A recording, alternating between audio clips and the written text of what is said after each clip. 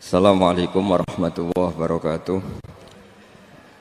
Bismillahirrahmanirrahim. Nahmaduka ya ghafuru ya syakuru. Mashalli wa sallim barik ala sayyidina maulana Muhammadin wa ala alihi wa sahbihi asma'in. Nama ba'du. Perlu saya sampaikan, sanad ini harus muttasil. Sehingga kita tahu bahkan cara tidur Rasulullah itu miring kemana, ala jambil aiman, kemudian madhab kiblat. Sebelum tidur beliau wudu. Sebelum tidur lagi baca subhanallah 33 kali, alhamdulillah 33 kali, Allahu akbar 33 kali. Sebetulnya wiridan itu sanad paling kuat itu tentang mau tidur. Meskipun ada riwayat dibaca setelah apa? Sholat. Jadi makanya kita al-jam'u baina riwayaten, habis sholat ya baca itu, mau tidur ya baca itu. Nah, sebetulnya habis sholat sama mau tidur itu ngeri mau tidur. Karena ini kan pemanasan mati. Pelatihan mati, karena satu kondisi yang Anda sudah tidak bisa ikhtiar. Tapi kayak apa Rasulullah? Justru kita kondisi yang nggak bisa ikhtiar itu pesannya Nabi apa? Kamu baca ini, in mutta kata Nabi, ada yang baca in mitta. Kalau mau berpikir potensi paling ngeri, bahaya paling ngeri adalah orang mau tidur, karena di situ kita tidak bisa apa-apa. Cara musuhmu mangkel beku ya karek nyembelih, cara bojomu mangkel beku ya karek ngobong kok ini TV ini. Anda usah merasa tidak akan mengalami itu, ya insya Allah enggak itu. Tapi dengan melihat di TV semua potensi itu ada. Untuk aku turun yang kendaraan tangis-tangisnya akhirat. Kita kok Gusti kalau mau akhirat mau kecelakaan. Nah, justru mau tidur itu Nabi itu unik, kelihatan bahwa ada nubuah, ada kenabian yang luar biasa. Kalau mau tidur ada nubuah, ada kenabian yang luar biasa. Kalau mau tidur itu ada wiridannya. Saya termasuk orang yang fanatik baca wiridan sebelum tidur. Jadi jangan kira kalau Selasa sholat jarang wiridan, tidak punya wiridan di tempat lain, itu sangat suudzon yang menyakiti. Saya punya cara sendiri untuk ingat Allah itu, terutama mau tidur. Sampai istri saya itu protes. Gus nak bersolat tahu mau nyekel tasbih habis tidur. Saya punya tasbih lupa jumlahnya semuanya di kamar tidur. Ini sekaligus ijazah entah pamer kebaikan tidak tahu saya. Pokoknya sudahlah husnudzon saja. Suudzonu iblis. Karena mau tidur saya pikir kalau tahu-tahu saya bangun terus ketemu mungkar nakir terus kayak apa. Sehingga Rasulullah itu ngajari kita luar biasa. Bismika wa du'tu jambi wa bismika arfa'u. Kalau mau tidur doa apa populernya apa? Bismika Allahumma ahya bismika amun. Hafalnya gitu tok. Saya hafal banyak. Allahumma rabbas samawati sab'i wa rabbal arsyil azim rabbuna wa rabbu kulli syai' falikal habbi wan nawa. Allahumma antal awalu falaysa qablaka syai' wa antal akhiru falaysa ba'daka syai' wa antal dhahiru falaysa fawqaka syai' wa antal batinu falaysa dunaka. So, itu tak baca sampai tidur. Saking kadang takutnya sama Allah, akhirnya nggak bisa tidur. Kadang sampai 3:30 apa terus tidur baru setengah jam terus subuh. Jadi kalau melihat tren itu kayaknya saya bakat wali itu kalau trennya seperti itu terus. Tapi sayangnya tren seperti itu jarang makanya terus tidak jadi wali-wali gitu. Tapi saya ingatkan ke jenengan, sanad-sanad seperti ini tuh yang mungkin Anda lupa. Anda hanya ingat sanad misalnya ya Mu'ad, inni uhibbuka faqul dubura kulli sholatin atau fala tad'anna dubura kulli sholatin Allahumma inni ala dzikrika wa syukrika. Kamu lupa bahwa saat paling krusial dalam hidup Anda itu tidur. Sehingga disebut wa min ayatihi manamukum bil-laili wan. Itu dari segi krusial gawat darurat, setiap saat Anda bisa mati. Belum urgensinya tidur untuk melawan maksiat. Itu kalau kamu hidup di kota Demak atau kota Semarang, bener kepikiran niklap atau wong ayu-ayu seneng terminal ning ngene dalan-dalan, itu satu-satunya cara itu hanya tidur. Kowe nak melek tetap jelalatan tak jamin. Masuk ning ngarep masjid Demak nggo tasbih gede-gede. Pangeran bedelok wong liwat tuh eling.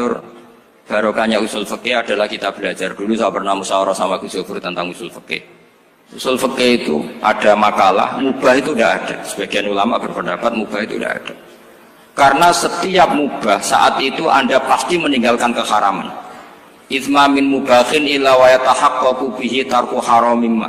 Tidak ada kemubahan kecuali saat itu kamu meninggalkan keharaman.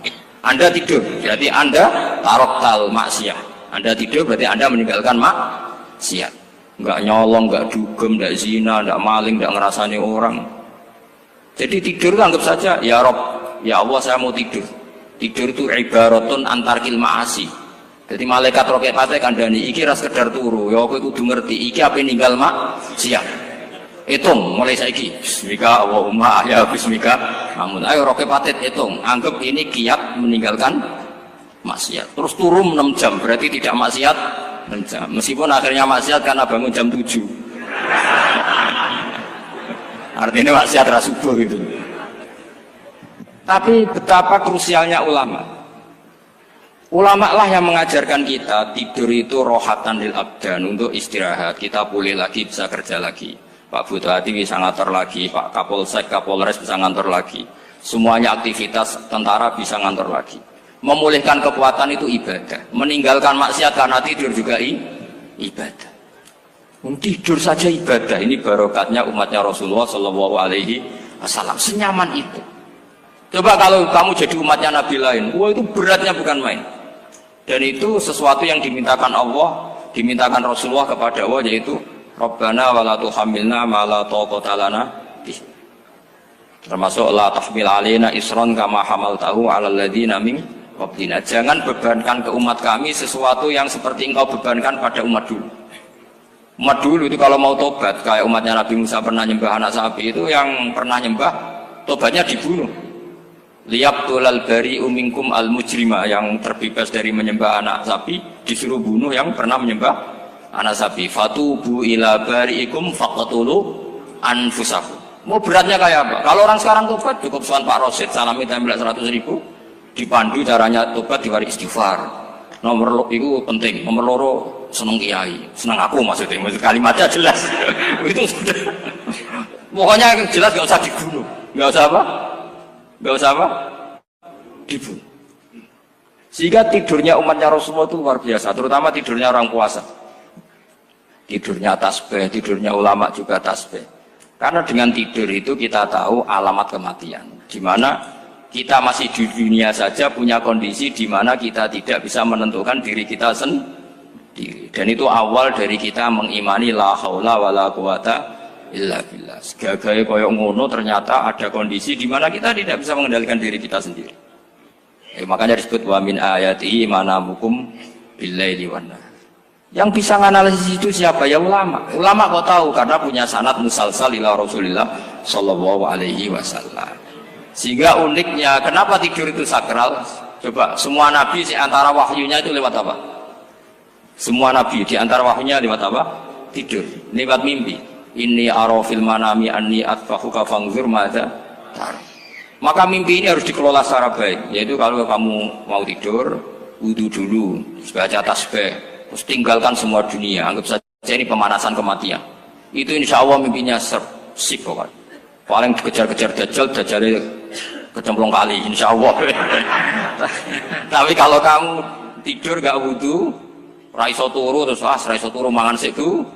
Raiso turu terus raiso turu mangan sik ben warak ben iso turu. Insyaallah dikejar dajjal kecekel. Akhirnya ngelindur tak karu-karuan karena tadi.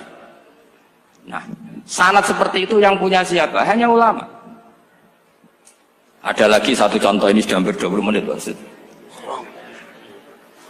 Itu saya pernah ngaji Durarul Kalami Syafi'i, mutiara-mutiara ngendikan Imam Syafi'i. Itu ulama itu mesti ngendikan itu unik. Tadi saya sudah cocokkan sama Bupati, tak tanya, Pak Bupati saya ini punya ilmu dari Bapak, mungkin pas untuk jenengan pakai. Kata Bapak, urip iku padha wae, ngadepi kanca mek musuh iku padha wae, malah kadang ribet kanca. Dulu saya itu iskal itu janggal. Tapi setelah ngaji Durarul Kalami Syafi'i yang ada di Muqaddimah kitab Majmu', Muqaddimah Syarhul Muhadzab Imam Nawawi, Imam Syafi'i ngendikan gini, man ahsana ilaika faqad qayyadaka. Wong ngapiki kowe nyancang kowe. Kayak Pak Ros itu apian bae kok. Kene sarang sowan mampir, gayane apian, jebule nyancang. Awas nak teko niku Mas. Itu faqat qayyadaka, nyancang kowe. Tapi waman asaa ilaika faqat atlaqaka. Wong sing eleki kowe iku penak bebasno kowe. Kowe tau diutangi wong kancamu ta musuhmu. Sing biasa utang kowe lho. Kanca. Kowe numpak mobil ketemu musuh enak ra usah nawani, nek ketemu kanca monggo bareng. Sing ngel-ngelo kowe kanca atau musuh. Artinya gini, kanca ya barokah, nggo perjuangan, musuh ya barokah mergo ora tau utang. Jadi segampang itu ulama melihat kehidupan itu. Man ahsana ilaika faqad qayyadaka wa man asaa ilaika faqad atlaqaka.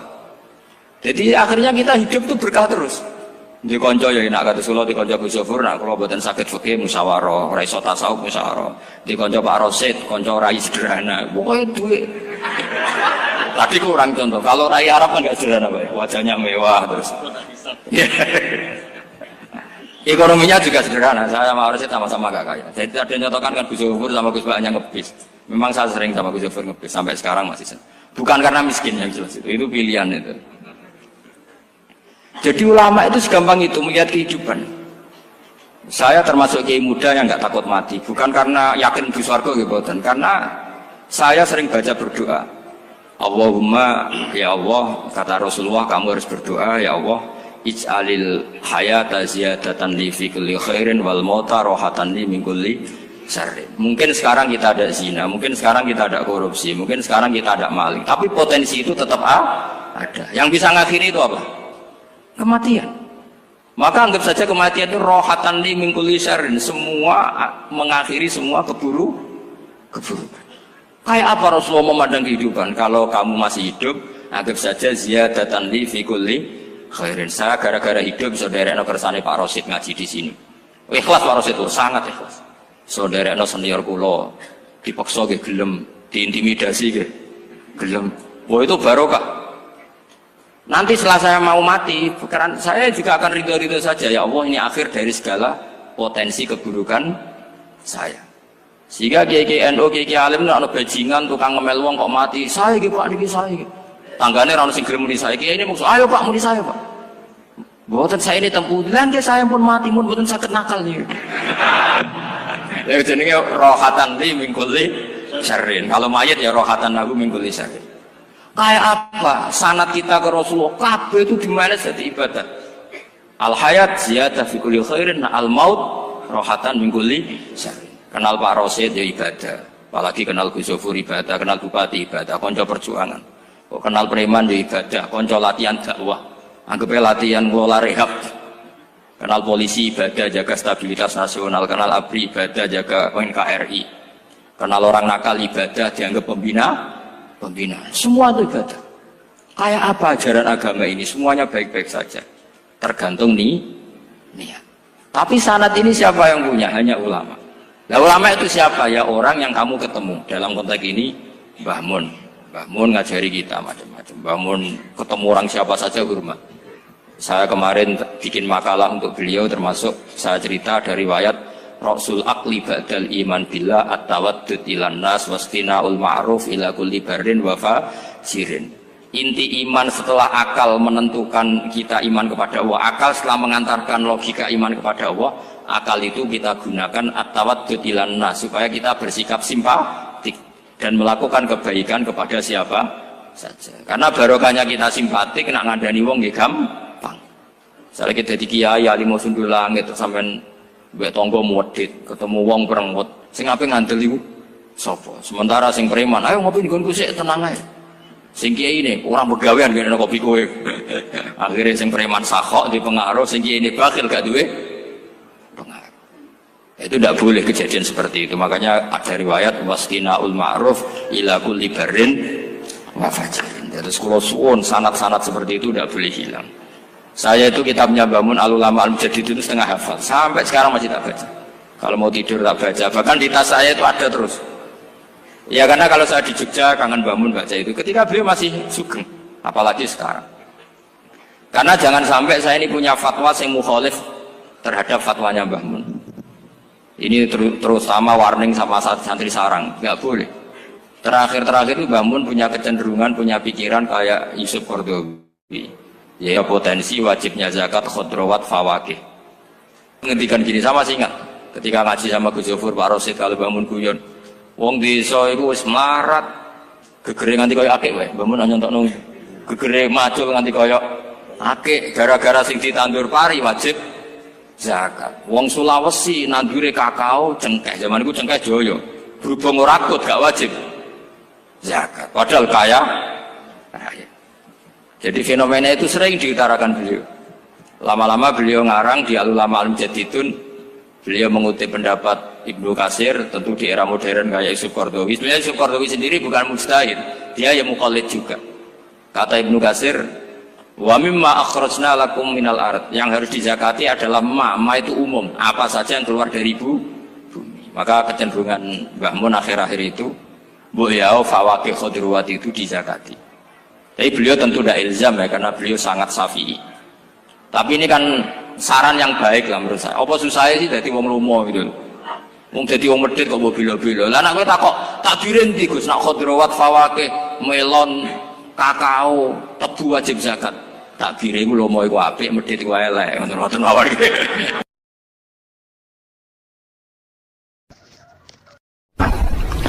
Ada nikmat batinah, yaitu kepuasan mendapatkan ma'rifatullah. Aku ulang lagi, kepuasan mendapatkan apa? Ma'rifatullah. Itu nikmat batin. Baik yang terkait Allah maupun terkait logika-logika tasawuf. Terkait Allah misalnya gini, misalnya kula mikirnya.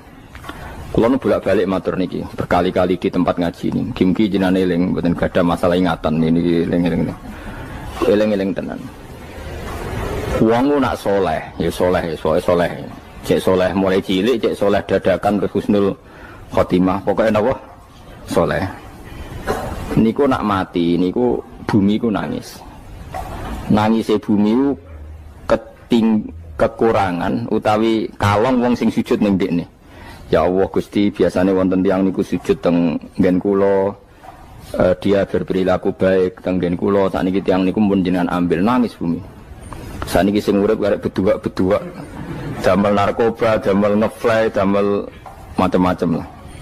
Itu nangis bumi. Langit semeneng. Gusti matur nuwun Gusti, orang itu saya tunggu lama, sekarang sudah engkau angkat ke tempat kami. Maksudnya diangkat teng langit. Sing bumi nangis, sing langit apa? Seneng. Nah kemudian kita berpikir begini, bumi kok iso nangis ku piye? Nah itu terserah sampai apa termasuk ulama zahir apa termasuk ulama batin. Kalau ulama zahir mengatakan bumi nangis itu mau kinayatun anil husni, pokoknya pantasnya bumi itu susah, wong kelangan putra terbaiknya. Tapi nak cara ulama-ulama hakikat yang mengenali sekali betapa kudrohnya Allah, betapa kudrohnya Allah itu tidak terbatas. Itu yang meyakini bumi nangis itu nangis tenan. Misalnya ngaten kalau tak terang malih ya. Kowe bayangno dadi Nabi Adam, ngrungokno kowe. Kowe bayangno dadi Nabi Adam. Nabi Adam tenan maksudnya. Terus Nabi Adam orang pertama, dia tahu betul kalau dia dicipta dari bumi. Dan dia pula tahu betul, beliau tahu kalau dia bisa ngomong, bisa mikir, bisa macam-macam. Terus indukannya beliau itu bumi. Mesti pikiran Nabi Adam, jangan-jangan bumi ini juga bisa berpikir kayak saya. Ini kan materi saya, karena saya dari bumi ini bisa ngomong, bisa melihat macam-macam. Terus bedanya apa manusia mbek napa? Umpama kowe dadi nabi napa? Adam. Orang yang dekat sekali, qoribu ahdin, dekat sekali dengan kesaksian kudroh Allah. Gini ku dekne roh nak materine ke bumi, dan dia orang pertama yang urung lali kamane. Tapi ketika sudah ribuan orang, mungkin jutaan orang lali, seakan-akan bumi itu tidak jenis dari kita. Bumi adalah hal yang berbeda dengan kita. Kita manusia berakal, bumi itu benda mati. Terus kowe katut wong goblok-goblok, bumi itu benda mati. Sajane ya rada kriminal wong Islam muni bumi itu benda mati. Enggak bisa berpikir, yang bisa berpikir hanya manusia. Itu kengawuran-kengawuran yang kita ciptakan sendiri, kita wariskan turun-temurun. Umpama kowe iku dadi ulama, ngomong ngono iku isin. Bumi kok nyekseni kue sujud, banyu nyekseni mbok pangan, mbok ombe kanggo sujud. Semua itu bersaksi tentang kita. Ya, karena sama tangklet kulo, cara melogika gimana? Begini, tawari cara gampang-gampangan ya. Tawarai tauhid sing kasyaf. Tauhid ini yang dawe Sayyidina Ali lau kusifal khoto umastatu yakinan. Umpama somben tutup-tutup iku dibuka, akulah imanku ora tambah mbek pangeran. Karena tren dunia dan akhirat sama. Zaman yang dunia ya Allah ala kulli saing kodin, kok zaman yang akhirat ya Allah ala kulli saing. Cara Sayyidina Ali, somben aku matilah imanku ora tambah meskipun aku swarga neraka. Lah kena napa? Darah padha wae, ning dunia ya pertunjukan kudratullah, ning akhirat ya pertunjukan kudratullah. Jadi pikirannya Sayyidina Ali seperti itu. Saya kan lahir misalnya tahun 1970. Berarti mulai Nabi Adam itu saya kan enggak ada. Ngerti-ngerti ada. Saya mengira waktu zaman tidak ada itu panjang apa cepat? Cepat, karena kita tidak melalui itu. Ujuk-ujuk wujud. Kadang aku mati ya wedi kan. Mau mati jebule kiamat 1 juta tahun kasih wopo nang kuburan. Maksud Khalillah itu. Makanya aku ya ora roh, tak tinggal turu sakmono kan yo nglilir. Nang nglilir terus nanti. Apa mlaku-mlaku nang donya apa piye kok. Nak turu ya kok ngani ngoyo turu kok. Ribuan tahun lintas. Terus ya apa jajal? Sampeyan tak takoki, misale sampeyan ning kuburan iku apa? Apa ngadepi muka nakil tukaran terus itu keselen tukaran kok nopo ratusan ribu mungkin. Nah terus kita dilatih. Kata Sayyidina Ali gampang latihan seperti kata Sayyidina Ali apa gampang udah menjadi wong alim. Pada akhirnya kita ini aku zaman urip yo ora roh karepe, ngerti-ngerti urip, mati yo ora roh karepe. Pas mati sampean petanginna yo ora roh karepe, pokoke wa mata sauna illa ya Allah. Makanya masyhur itu dia ketemu orang ateis.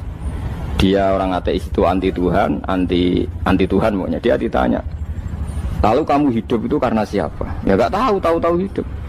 Lalu kamu mati yang menentukan siapa? Ya gak tahu, kalau tahu mati. Ya berarti Anda gak bisa menentukan diri kamu sendiri. Akhirnya dia taslim, ya ada yang menentukan. Lah ya ada yang menentukan itu dalam Islam disebut apa? Allah, disebut kalimatu haqqin alaiha nahya wa alaiha namut. Jadi kalau maknani itu kalimat yang benar-benar nyata, yang karena kalimat itu pula kita mendapat kehidupan, yang karena kalimat itu pula kita mati, yang karena kalimat itu pula kita akan bangkit lagi. Itu yang makna hakikat. Tapi kalau makna syariat nggak begitu. Kalau makna syariat begini, dan ini benar juga. Mulanya kena ada di ulama, ciri utama ulama itu jami'ul bayan. Dia kalau menjelaskan itu indah sekali dan orang pasti taslim. Sama saya tak warai tenan.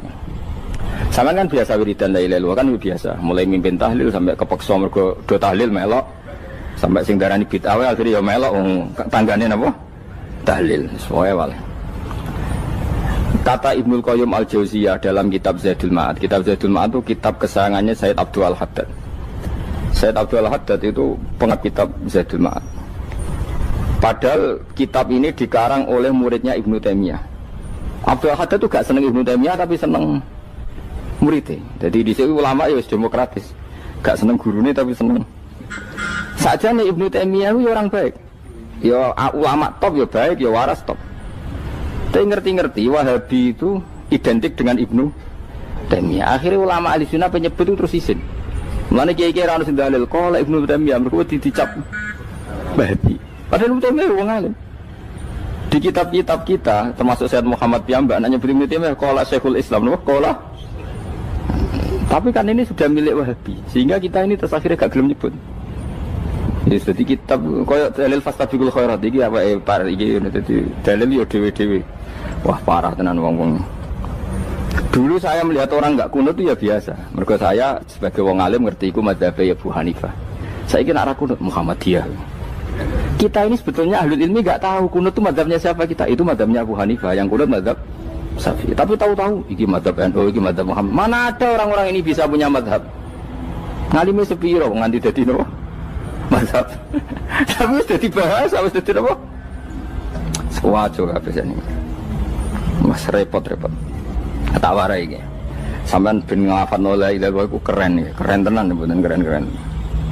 Ngendikane Ibnu Qayyim Al-Jauziyah itu gini.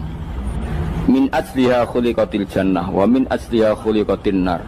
Terus wa min asliha khuliqatid dunya wa min asliha bu'isatir rasul wa min asliha qatalar rasul. Wah, terus sampai sekarang saya tak bedai. Surga itu kan digawe kelas VIP mewah. Terus dari Ruhani widadari dulu kan nak mini betul-betul. Kira 70. Wahyu kabeh ora ono sing kriting, wahyu kabeh. Wahyu kabeh terus gak tahu delok wong liya. Kadang bojo kita wis elek sik delok. Oh ya widadari sifatnya maksuratun fil khiyam. Jadi gak tahu keluyuran ning ndi. Wahyu kabeh. Lek surga yang semewah itu selek itu ya bagi mereka sing nglafatno atau yang menerima la ilaha illallah. Neraka sekarang dibikin dalam itu. Jari Abu Hurairah neraka itu tes-tesane benda kamu jatuhkan ke neraka itu untuk santai ke bawah itu nunggu 70 tahun. kila 70.000 tahun. Dikira HP mu mbok ceblokno neraka iku cebloke ngenteni 70 tahun. Betapa dalamnya, ngentekno bego piro ya bayang misalnya. Oh itu kontraktor mana saja tidak sanggup itu disuruh ngeduk kedalaman neraka. Iku ya mau kanggo wong sing menolak la ilaha illallah. Jadi kalimat ini luar biasa. Swarga digawe bagi yang nerima, neraka digawe ya untuk yang menolak. Itu kalimat sing nak tahlilan turu iku lho. Iku kalimat sing nggo alasan Allah gawe swarga. Terus kalimat sing suwe-suwe sing lafadzno diarani bid'ah iku. Itu kalimat sesakral ini nasibnya akhir zaman iku entek. Gara-gara dilafadzno tahlilan tersangka jadi apa? Bid'ah. Dulu kalimat yang dipuja-puja penyebab surga dan neraka. Saiki kalimat itu tersangka. Mau perkara napa? Bid'ah. Wis aja melok-melok, kowe debat ya ora iso makili aku sebarno iso. Kok kowe terusno dalan tok. Dah. Berarti la ilaha illallah itu kalimat yang surga dibikin karena itu, neraka dibikin ya karena itu. Kemudian Allah punya sunnah, lalu butuh pelatihan. Dikasihlah Allah dari bumi. Dia manusia butuh latihan, dibikinlah bumi. Dan ini latihan ikrar la ilaha illallah dengan sadar, dibikinlah bumi, liyabluwakum terus dites. Wes digawe bumi, ono makanan, ono minuman, ono wong wayah, ono pegatan macam-macam, wong diutang wis mbulet macam-macam. Gue ngetes, eling la ilaha illallah apa eling utangi, eling la ilaha illallah apa eling kasuse, pokoknya dites.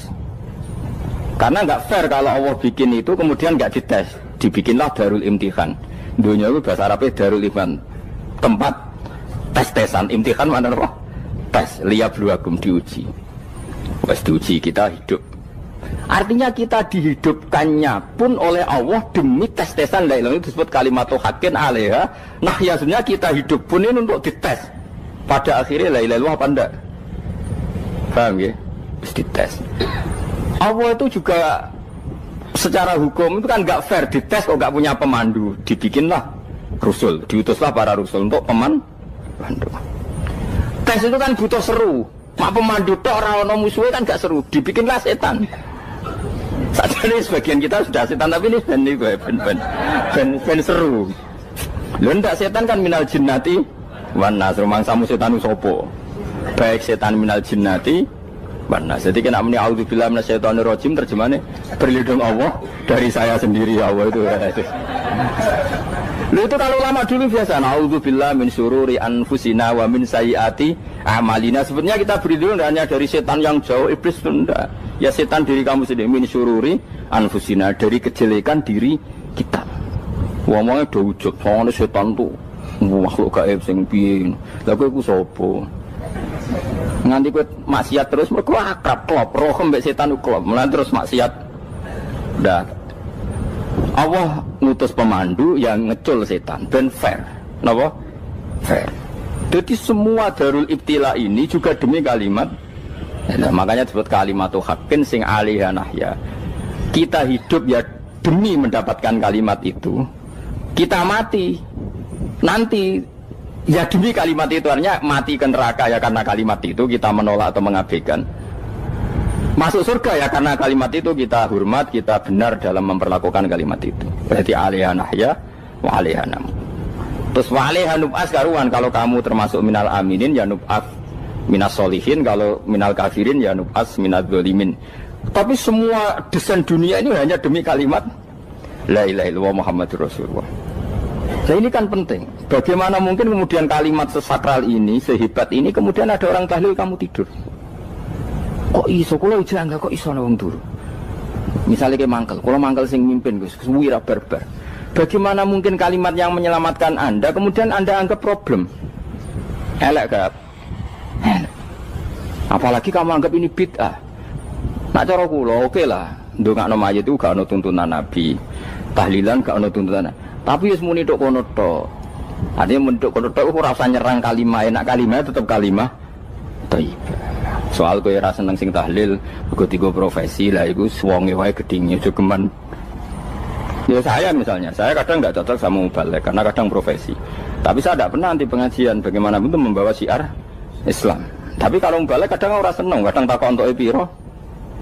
Bareng sangone sithik, kok sumpah transportasi ini. Lah wong ngono kok mbok senengi iku piye? Tapi kita terus gedeng keliru, aku sungguh syiar Islam. Mana ada pengajian didengar orang banyak tanpa mubalek? Gak iso. Ini iso melepukno barang-barang ra penting jadi penting iso. Lah cara guruku teng sareng ning ape melepuk kanggo panggung barang perkara. Tapi kadang ya benar. Yang namanya mudin mubalek ya itu bisa benar bisa salah, tapi kamu gak boleh gedeng kalimatnya. Piye kalimat itu kalimat hak. Nah, ini penting kula utarakan sehingga zaman Nabi Sugeng ini rungokno tenan ngaji kula. Zaman Nabi Sugeng ada sahabat namanya itu Usamah bin Zaid. Ini sahabat kesayangannya Nabi, hibbu Rasulillah. Usamah itu diutus Nabi perang. Ini dengerin nih, diutus perang. Pas perang itu si kafir tadi memenggal temannya. Ada yang tangannya putus, kakinya putus. Wah, seorang kafir ini sudah luar biasa. Bacok sana, bacok sini. Ketika terdesak oleh pasukan Usamah, kebetulan Usamah ini cakap ya, sama beberapa temannya orang Ansor. Orang kafir yang sudah kotoa arjulana wa kotoa aidiana, dia pas terdesak bilang la ilaha illallah. Terus sama Usamah tetap ditusuk, dibunuh karena dia berpikir ini qolaha muta'awwidzan, dia melafadzkan kalimat itu hanya berlindung dari pembunuhan.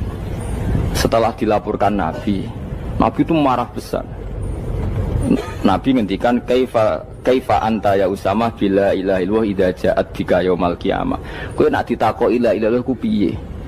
Piye wis ngomong la ilaha illallah, tapi sampai ngomong ngoten sakwise ngethoki tangan kula, maksud tangan kula tangan kelompok saya, tiga-tiga saya. Nabi tetap jawab kaifa bila ilaha illallah idza ja'at bika yaumal qiyamah. Pokoknya Nabi menyoal terus.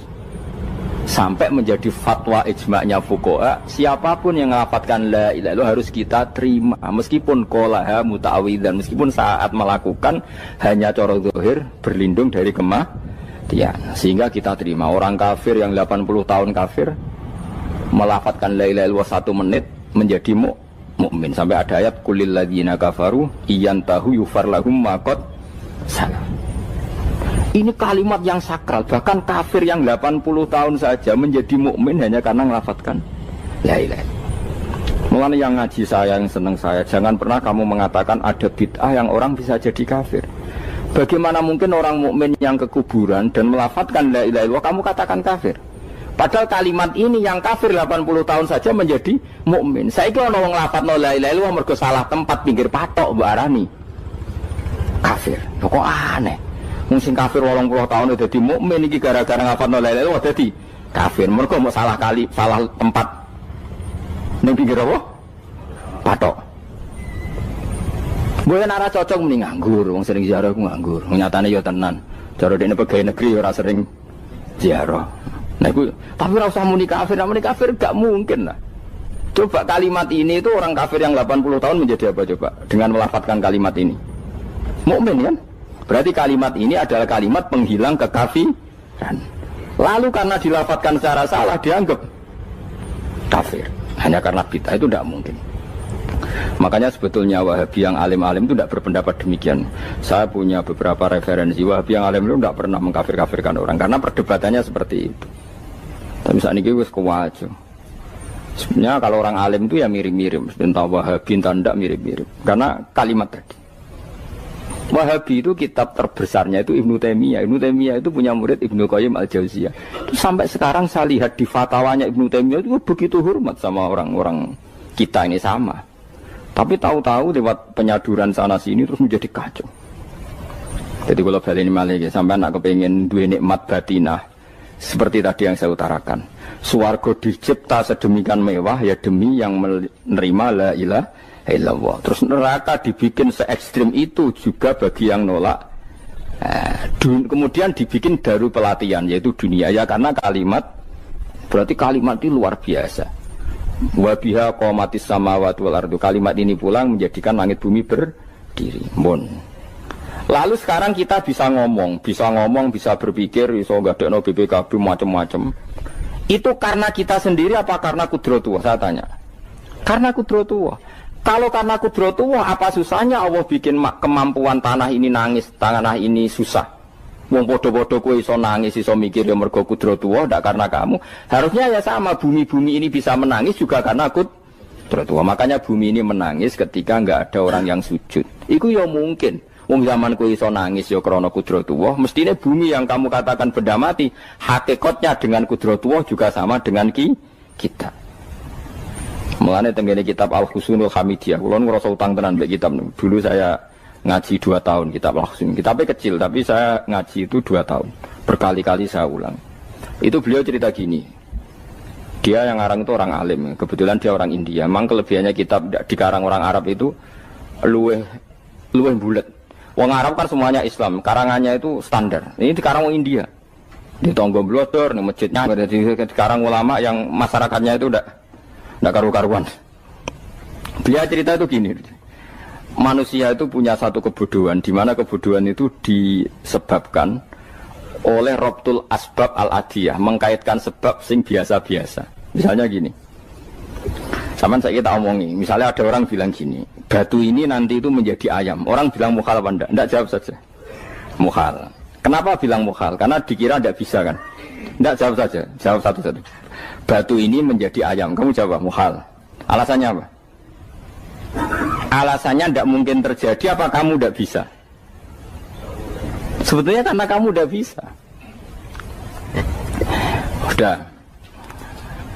Lau ukhbiro dzakar rajul. Andai kan orang itu kamu kasih tahu, klungsu ini biji asem itu, biji pohon asem itu. Nanti yang kecil ini suatu saat besar. Setelah besar buahnya banyak, tambah besar, tambah besar. Terus orang bilang mungkin. Ketika bilang mungkin itu karena dia bisa, apa hanya karena menyaksikan berkali-kali ada kejadian nak klungsu ditandur, iku iso dadi gede. Coba sama jawab. Karena dia bisa, apa karena hanya menyaksikan itu sering terjadi? Hanya misalnya. Artinya zaman dia mengatakan mungkin, itu pun tidak memberi kontribusi ikut buat. Iya enggak? Tetap bergantung kudrahnya Allah. Dia hanya bilang mungkin karena sering melihat. Sebenarnya dia enggak sama sekali memberi kontribusi. Lah ya darani mungkin ya ora urun. Paham ya? Lalu kenapa dia kecangkeman terus muni wong wis mati dadi lemah gak mungkin dadi manusa meneh. Lho zaman dadi manusa sing wis ngene iki kok mani dene lara melok gawe. Terus muni mungkin mergo sering terjadi, sering roh, sering bersaksi. Berarti sebenarnya manusia itu pakai ukuran dia mampu tidak mampu apa pakai ukuran bersaksi melihat. Bersaksi. Nah ini kan problem kita sebagai manusia itu problem. Mengenai disebut wakanal insanu zaluman jauh lah wis goblok aja. Mereka manusia itu nak wis goblok aja. Makanya saya kemarin diminta ngisi di pondok kajen. Kalau sampeyan berdebat sama orang ateis atau orang komunis itu gampang saja. Dilatih begini seperti teorinya Quran. Ya nanti saya teruskan ini tak ulang lagi ya. Saya ulang lagi ya. Andai kan nggak pernah terjadi telur itu jadi ayam, nggak pernah terjadi sama sekali. Telur itu jadi ayam.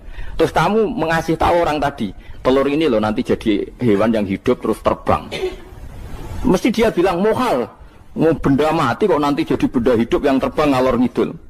Berhubung sering terjadi dan dia pun tidak ikut bikin, bilang mungkin. Paham? Saya ulang lagi ya. Berarti dia bilang mungkin karena sering apa? Terjadi dan dia lihat. Andai kan pertama kali gak ada telur sama sekali yang jadi ayam, terus pengalaman pertama di dunia belum pernah terjadi. Kamu kasih tahu telur ini nanti jadi ayam terus terbang. Orang ini bilang mukhal enggak?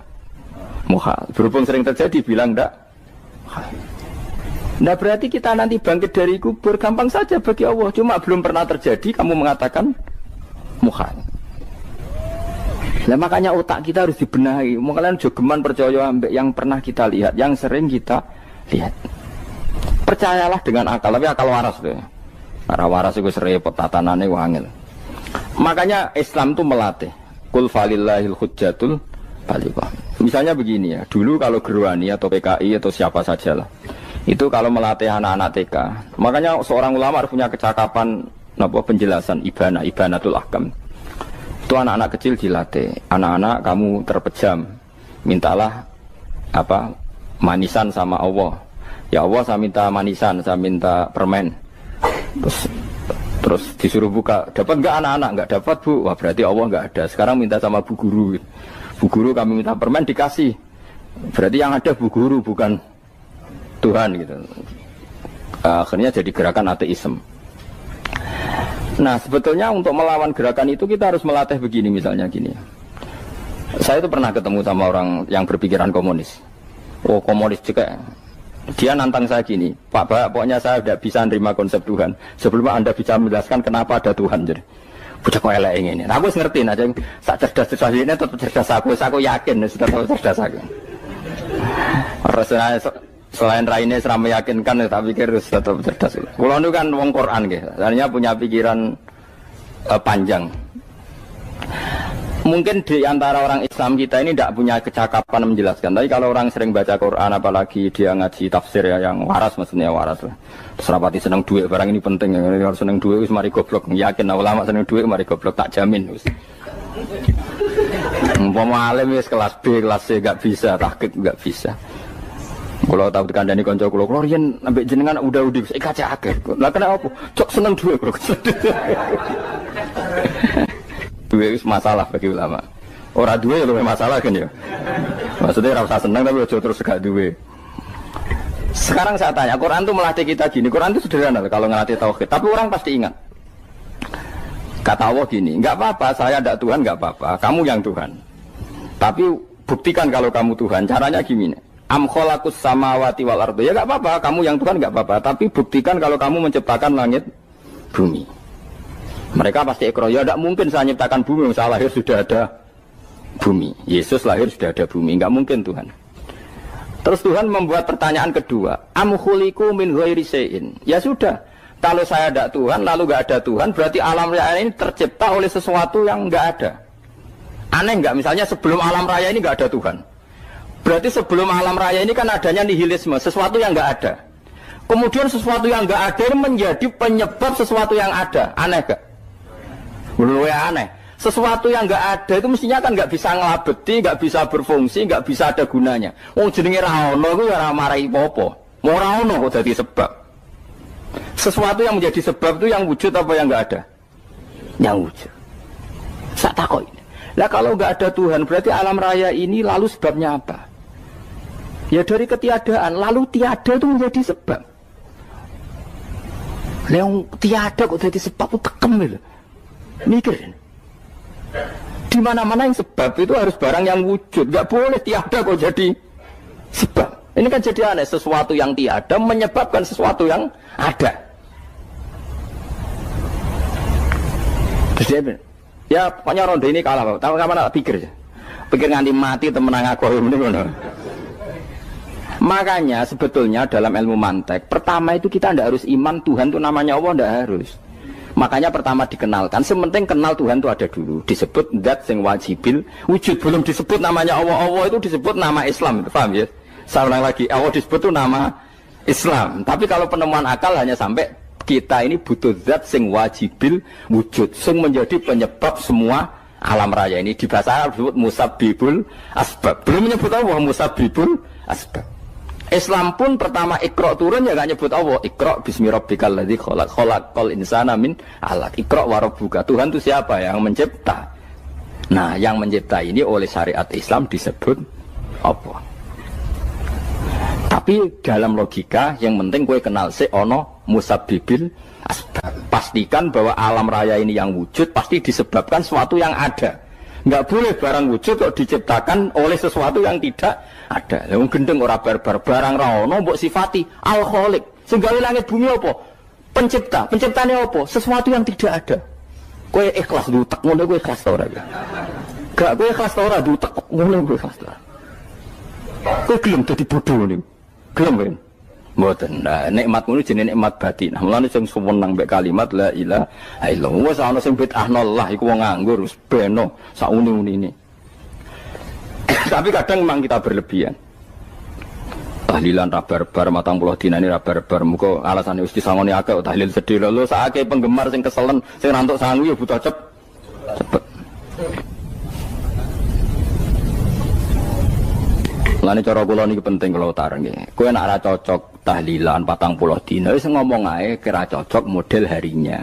Tapi ki aja menolak kalimat la ilaha illallah iku disifati Kanjeng Nabi kalimat thayyibah. Wong Nabi nyifati thayyibah, kalimat yang suci kok nyifati bid. Tak soal kira cocok wong sebut. Misalnya kamu bilang saja wong mati wis sangu amale lha apa didongakno barang. Nek kowe pengen ndonga ora usah ndonga. Wis ora usah biasa wae. Kula lah mbok dongakno ora seneng. Gak meyakinkan. Karo dene mlebu swarga butuh dongamu ora ono swarga fadhole pangeran apa mbok dongano bareng. Nah, tapi kowe donga aku ya seneng. Senenge ya semau lah timbang nyanyi-nyanyi rame-rame sadok ndongane. Mbok mandi mbok ora pokoke ndongane. Saya ulang lagi ya. Makanya Quran itu melatih logika sampai seperti itu. Am khalaqus samawati wal ard bal la yuqinun. Sampai terus diulang-ulang. Am khuliqu min ghairi syai'in. Kalau mereka merasa Tuhan enggak apa-apa, tapi buktikan mereka ini wujud sendiri tanpa sebab. Atau begini, kalau mereka tidak tahu sebab pencipta langit bumi, mereka sendiri suruh yakin kalau mereka adalah penciptanya. Am humul khaliqun, enggak apa-apa. Ya tapi masih Abu Jahal gendeng lah, masih Abu Lahab ngawur lah, nak takoki, ya wes pangeran kowe wae sing gawe langit bumi. Penggemarnya saja pasti tertawa. Mosok Abu Lahab darani pencipta langit bumi, wong lahir ning bumi. Tapi Quran oleh nggo jawab, am khalaqus samawati wal ardo. Apakah mereka menciptakan langit bumi? Bala yuqinun, mereka pun tidak pernah yakin. Jadi itu pangeran. Makanya di mana-mana orang alim itu suka debat. Karena pangeran sendiri kalau menjelaskan kebenaran seringnya juga nantang debat. Kata Allah, Qul ara'aytum ma tad'una min dunillah aruni madza khalaqu minal ardi am lahum syirkun fis samawat. Enggak apa-apa mereka Tuhan kata Allah, tapi buktikan zaman langit diciptakan mereka memberi kontribusi apa? Apa urun bego, apa urun cagak, apa piye lah pas aku gawe langit iku dekne urun apa jare am lahum syirkun fis samawat. Misale urun apa lah? Urun tol ta urun apa lah. Itu pangeran. Mereka kan pasti menjawab enggak. Terus itu nih bi kitab biming qobliyada. Kalau kamu nggak percaya Quran sebagai kitab, nggak apa-apa. Tapi buktikan kamu punya kitab tandingan. Nggak, mereka nggak punya juga. Atau gini, nggak usah Quran, nggak usah sakralan. Au atharatim min ilmin, atau kajian ilmiah yang membuktikan bahwa Yesus itu Tuhan, atau yang membuktikan bahwa berhala itu Tuhan. In kuntum shodiqin, nggak apa-apa. Kalau kamu benar buktikan. Nah itu makanya semua nabi itu punya kecerdasan. Karena tadi nabi kadung nantang itu nih bi kitab biming qobliyada. Au atharatim min ilmin in kuntum shodiqin. Tapi sekarang orang alim soleh itu jarang. Yang ngono ngerung soleh rapati ngalim, nggere sing alim biasanya rapati soleh. Lah kula termasuk rontok-rontok ya isih rontok soleh ya rontok, tapi lumayan masih menjaga hujjatullah tadi. Sebab itu ulama dulu mengajarkan Allah itu siapa? Disifati zat sing wajibil wujud. Karena alam ini kadung ada. Kalau alam ini kadung ada, pasti penyebabnya sesuatu yang wujud. Tapi kalau wujudnya mungkin, bahaya. Wong sing gawe wae wujude terima mungkin bisa wujud bisa tidak. Makanya dipermanenkan yang gawe alam ini zat sing wajibil wujud. Sing wujudnya wajib. Wajib itu enggak bisa enggak pasti wujud. Nah, terus kita kenal itu namanya khaliq, itu musabbibil asbab, itu khaliqul asya. Lalu oleh Islam zat yang demikian itu disebut Allah. Terus jadi la ilaha illallah. Nah, orang yang bertauhid gini tentu punya kenikmatan batin yang luar biasa. Sehingga saya bayangkan nanti mati yang ngono biasa wae kan. Gusti zaman kula teng donya ora melok ngatur oksigen, ngatur nyawa, apa mati ndak ra ngoten. Mulai dari Sidin Ali, jenengan jenengan nak mati tambah pinter apa biasa? Ya biasa wae. Ning bumi yo ndelok kudrohe Allah, kok ning akhirat ndak ra padha wae ndelok kudrohe Allah. Mulane beliau masyhur guyonan beliau lauku sifal ghata mastatu yakinan. Soben aku nek mukasafah ning akhirat imanku yo ora tambah ya biasa wae, standar-standar wae. Maksudnya kue ning dunya ujung-ujungnya paling pokok ya menyaksikan kudratullah. Sebenarnya akhirat ujung-ujungnya paling pokok ya delok kudratullah.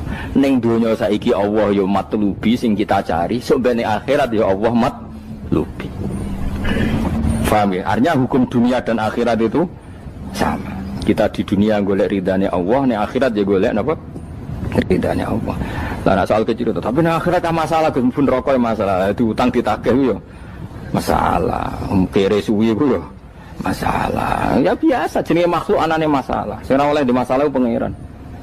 Pangeran duwe masalah. Biasa wae. Terus niki kula mulai saking penjelasan nggih kias ali. Kias ali itu analogi kias nggih, analog dados tengene ilmu-ilmu usul fikih itu ada kias itu kan kias aulawi dari bawah dikiaskan ke yang lebih apa? Atas. Ada kias setara, namanya kias musawah, setara. Ada kias fahwal khitab, maknanya ya orang pasti sadar kalau maknanya seperti itu.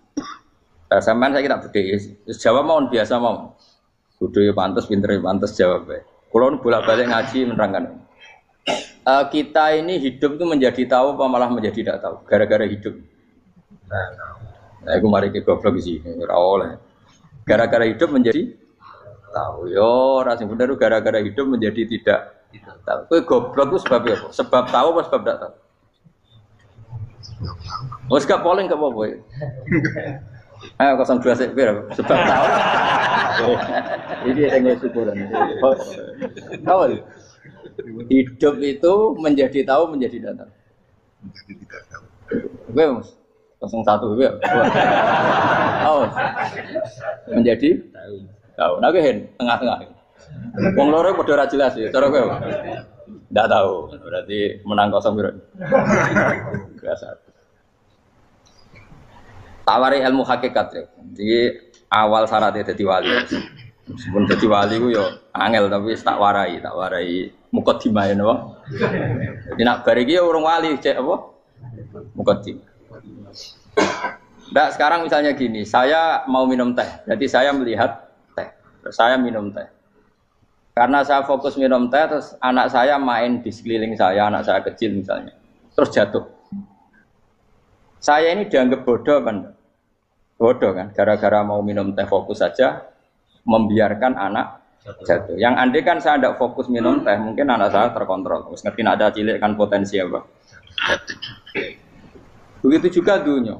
Gara-gara kita delok babunan ayu-ayu, delok gemerlapi dunia politik, delok hal-hal yang enggak penting, akhirnya melupakan hal yang penting. Sekarang misalnya Allah itu Ar-Razzaq, pemberi rizki, Allah itu Al-Mudabbir sing ngatur dunia. Gara-gara Fauzi terus meyakini satu makhluk apa yang nyelametno Indonesia. Ini kan dari iman kepada Allah menjadi iman kepada itu tidak boleh sih. Iman ya mbek pangeran. Jadi dunia itu biasa wae. Oh, nomor itu kok iso nentokno. Cuma ya tetap berorganisasi secara duniawi, tapi tetap sih menentukan. Iki rungokno tenan awas. Nah, karena kita hidup, maka menjadi tidak tahu. Kita tahu itu menjadi tidak tahu. Surungono sehingga nanti tak terangkan sekian dalil dari Quran dan hadis. Gara-gara saya fokus minum teh, terlena mau ngopi, wah sena isuk-isuk ngopi. Gara-gara terlena itu anak saya jatuh, menjadi tidak tahu. Begitu juga dunia. Makanya Allah sering memberi nasihat, fala taghurrannakumul hayatud.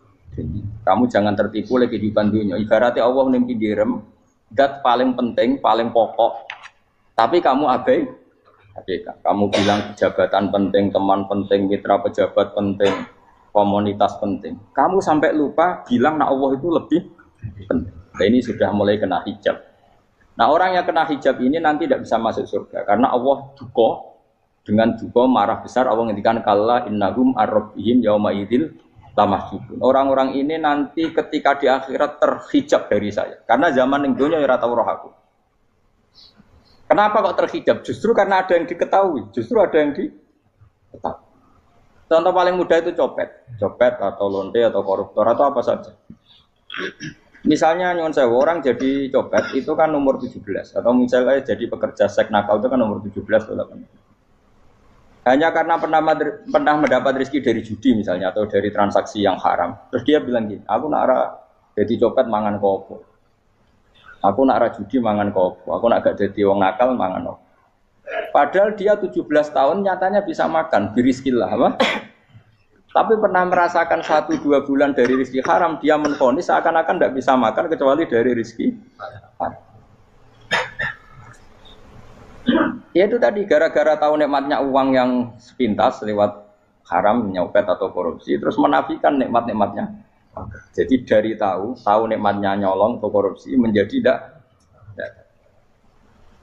Makanya kalau dalam ilmu tasawuf itu gini fatwalian, manusia sekarang itu tidur, kalau mati baru bangun. Jadi cara ilmu tasawuf itu annasu niyamun wa idza matu intahu. Mungkin ada yang hafal tapi ra paham. Jadi rata terang. Annasu niyamun wa idza matu intahu. Manusa kabeh sak donya iku turu. Nek mati lagi tangi. Mergo kena wis mati iku lagi roh. Jebule sing hak tenan iku sujud ning pangeran. Sing hak tenan iku subhanallah walhamdulillah. Sing hak tenan iku muni Allahu akbar. Kae zaman ning donya dintekno kowe ngomong, "Nu Amerika super power." Kenal presiden penting, kenal menteri penting, kenal kiai gede penting. Iku mbok entekno. Barang-barang sing cara akhirat gak mendesak mbok entek. Wong nak ramangan mati, nak ra duwe gaji sumpek, nak pensiun sumpek. Hal-hal nanti setelah di akhirat kamu hanya tahu satu kalimatul haq, yaitu kenangan terbaik kamu di dunia itu sujud. Jika kamu getun ketika hidup tidak pernah sujud. Makanya kata Rasulullah, nanti kamu tahu ketika di akhirat hatta takuna sajdatul wahidatu khairan minad dunya wa ma fiha. Sehingga kamu nanti tahu bahwa sujud satu kali itu lebih baik ketimbang dunia dan sisi. Karena ternyata setelah kamu di akhirat yang layak jadi poin kamu hidup di dunia itu hanya apa? Sujud. Nah, yang dunia kan WA penting, HP terbaru penting, babonan penting, mitra penting, ngomong terus berjuta-juta kalimat. Hanya karena kamu hidup. Tahu saya mati, gue ngerti, gue kabeh dak. Maka ilmu kamu itu setelah mati, lagi ilmu terlambat. Nah, pas ilmu mau terlambat itu Allah duka, kalla apa alhaqumut takahtur hatta zurtumul qabir kalla saufa ta'lamun summa kalla terus kalla law ta'lamuna ilmal yakin la tarawun al-jahim. Pas kowe ilmumu wis bener, Gusti ternyata penting sujud teng jenengan, ternyata penting jenengan Allah. Pas roh pas wayah mlebu neraka, kok wis kecewa. Ya saiki tapi wayah mlebu neraka, roh wis terlambat.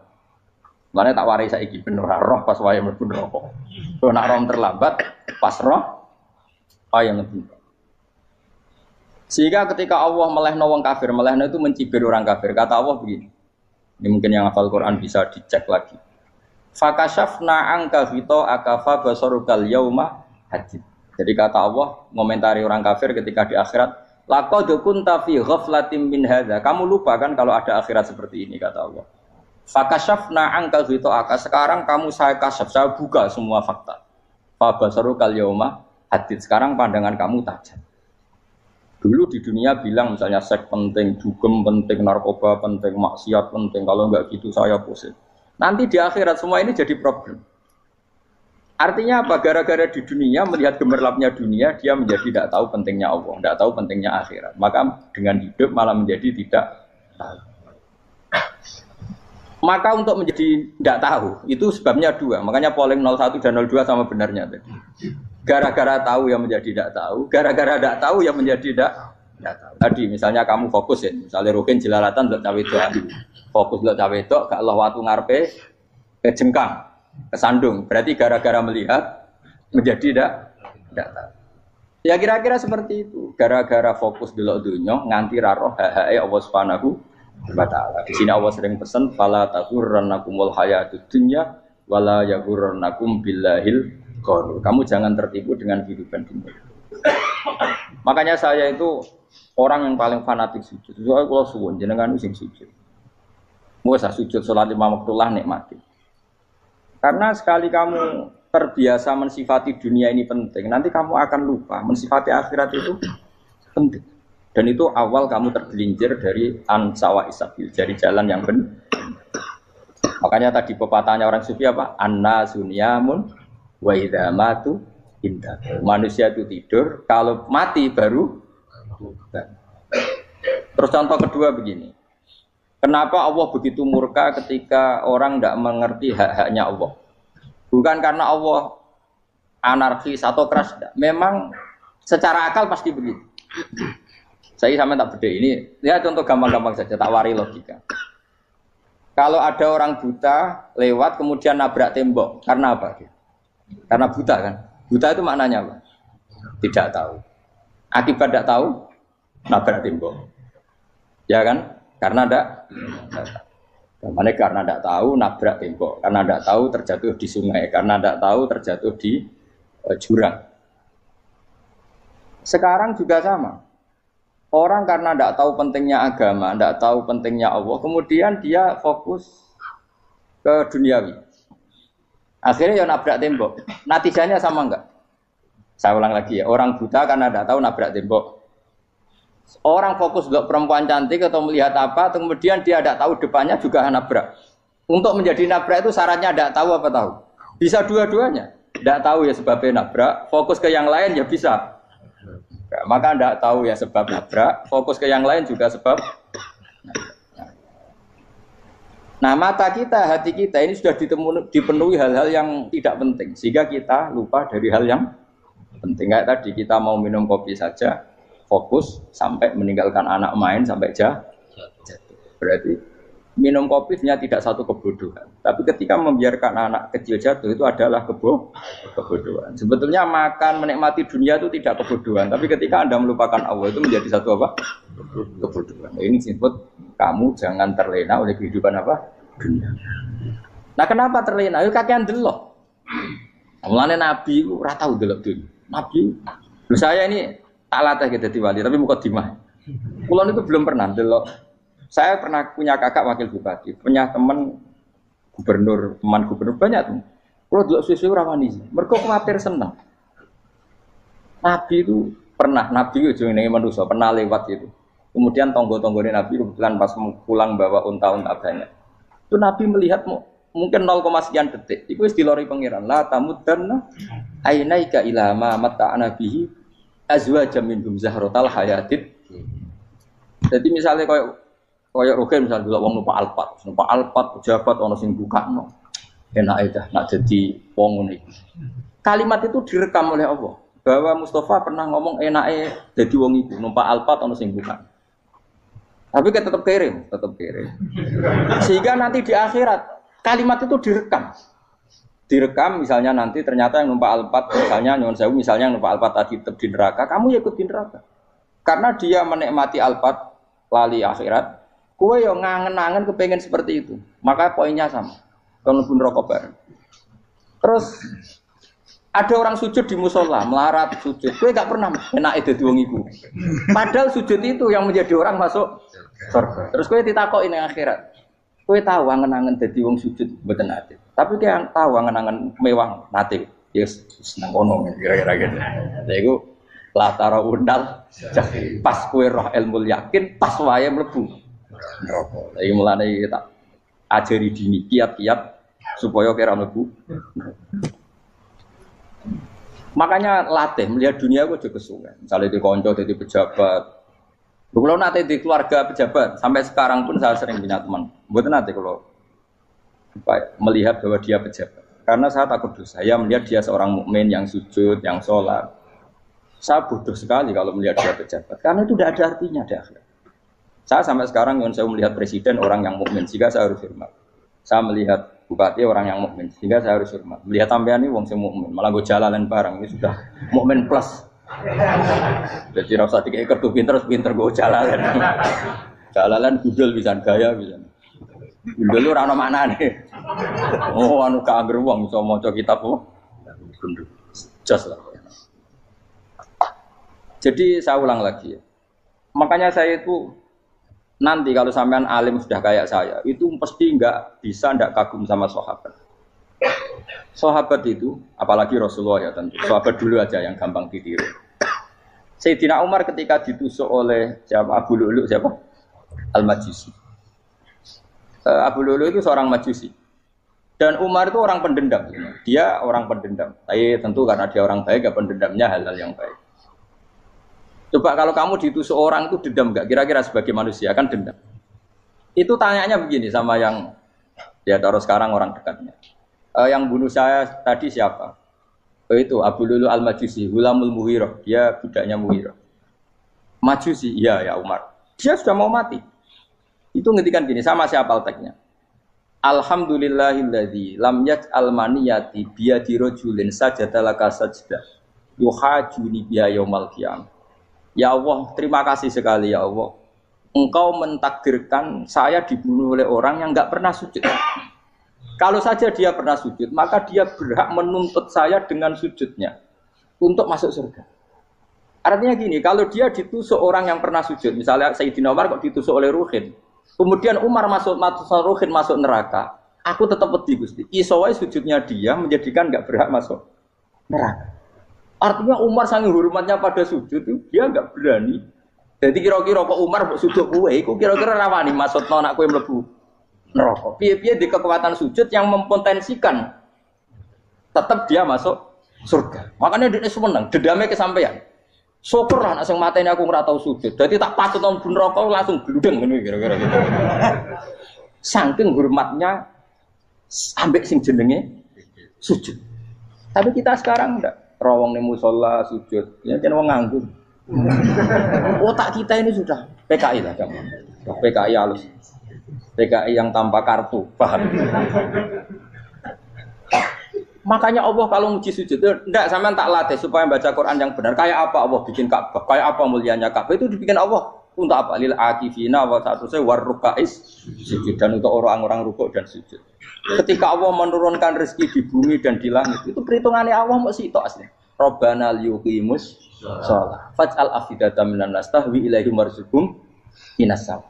Gusti, ben nak sujud ku kuat. Piye-piye menungso nak ramangan ra kuat. Nak is kuat dia tenaga yo ben sujud. Liyuqimus shalah. Ketika Allah muji orang baik atau ibunal abidunal hamidunas saihuna satruse arraqiunas sajid. Yang rukuk yang sujud. Karena tadi ketika nanti Anda di akhirat, kenangan terbaik Anda di dunia itu hanya sujud. Liyane iku coba misalnya kene akhirat terus video disetel iki. Pas kongkoi-kongkoi ning perapatan. Bariku nglamunem disetel. Beda di pegawai negeri. Ngayal gajine sakmene, engko sakmene go ayo. Wan direkam kabeh. Ora sini-sini wong. Terus tokoh idola sing duwe wae sing tumpakane Alphard di sekretaris saya. Iku mbok nang utekem iku berpuluh-puluh tahun. Dan itu jumlahnya poinnya misalnya 100.000. Bareng idol anu Kanjeng Nabi mau 10%, cuma gayanya mau coba sholawat. Tapi sebetulnya agak tahu bayang no ahli ini miskinan, Mbak Amit nih miskinan. Gayanya mau coba sholawat, tapi uteknya orang tahu pengen melarat koyok.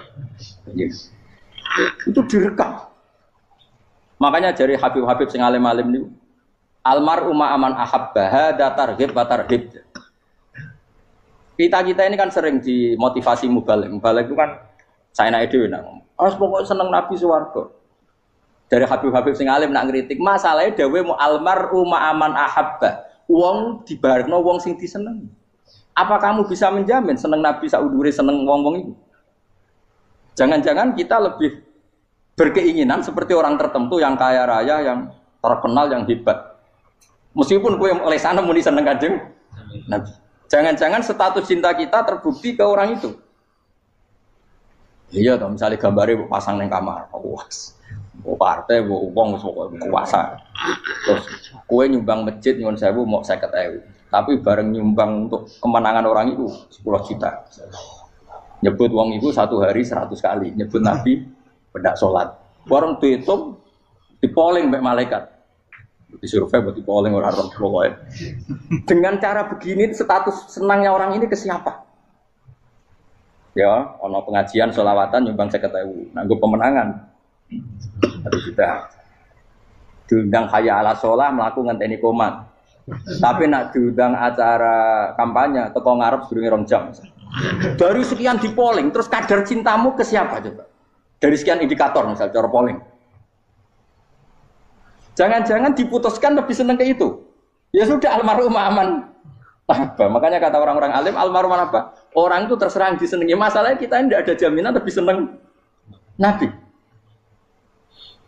Ya orang jaminan ya saya aman misalnya. Hitung dewi-dewi, ra usah menang terus kok wedi dosa wis kadung dosa iku wis kadung. Makanya Sufyan Ats-Tsauri itu dadi wali ku mangsa murgo ibadah akeh mboten. Sufyan Ats-Tsauri gurunya Imam Syafi'i dadi wali ku sederhana. Sama tak ceritane orang-orang jadi wali dengan cara yang sederhana. Tapi kan niru copy paste ya, artinya ora apa ya KW lah. Kalau niru gak apa-apa tapi KW kebaikan. Sufyan Ats-Tsauri itu ditanya, kenapa kamu sedekat itu sama Allah dan Anda keramat? Jadi resepnya begini, saya itu belum pernah ke masjid nunggu adzan. Paling enggak setengah jam, 1 jam sebelum adzan itu saya sudah ada ke masjid. Ditanya, kenapa begitu? Ketoke kok kawula sing elek, moroe ngenteni diceluk. Terus ngerti nak wayahe yak ngono kok Allah nyeluk. Misalnya saya punya cah dalem atau saya punya karyawan, tiap jam 8 itu buka toko. Nah, gayangno itu sih. Saya punya karyawan tiap jam 8 tugasnya buka. Selalu buka tokonya ngenteni tak panggil. Rohen, toko buka. Siap. Tapi besok yang ngono lagi. Jam 8 buka. Siap. Tiap hari gitu. Kira-kira kendaraan karyawan itu goblok apa sopan? Kira-kira. Enggak jawab deh. Goblok kritik enggak usah gitu. Nah, Sufyan Ats-Tsauri tidak mau gitu. Wong wis ngerti nak Allah ya mono wayahe manggil. Dadi ya kerja malu wis ning kono. Dadi nek Allah ayala salam pun Gusti.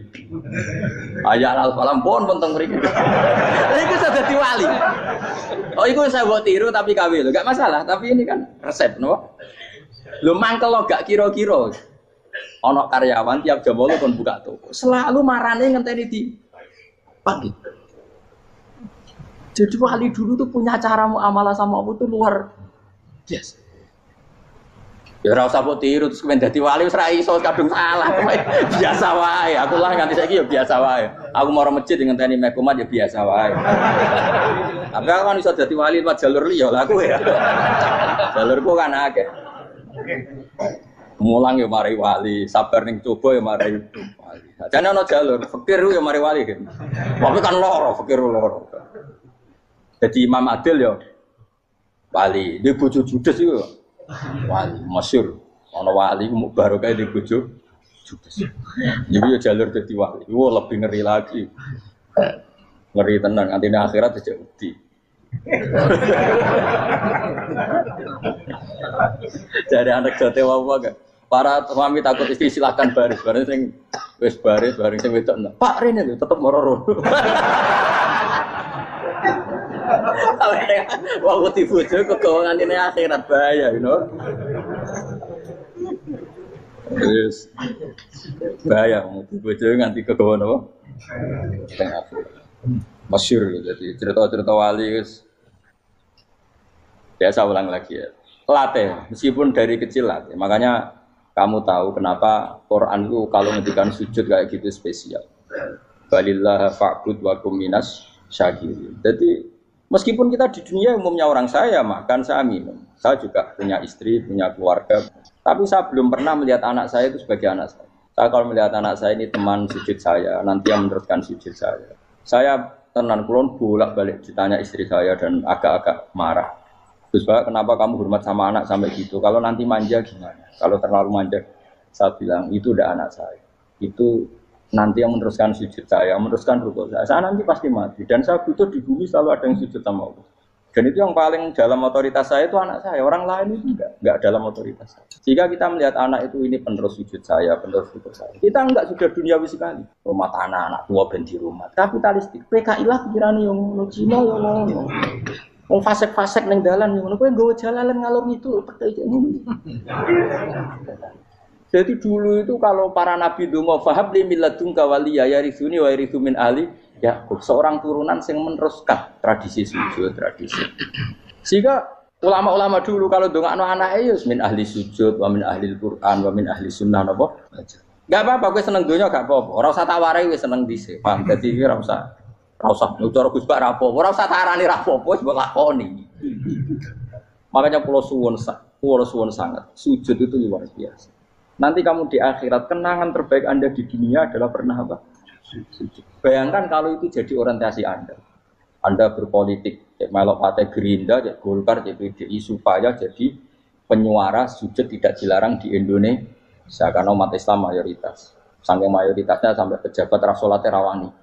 Beberapa pejabat rasolat bakal dipilih. Itu berarti kamu berpolitik niat bikin satu pressure supaya standar orang benar adalah sing nopo sujud itu ya benar. Kok yang kaya kerja biar bisa beli tanah untuk masjid, yang orang miskin ikut menopang supaya masjid itu berdiri. Semuanya orientasinya menuju apa?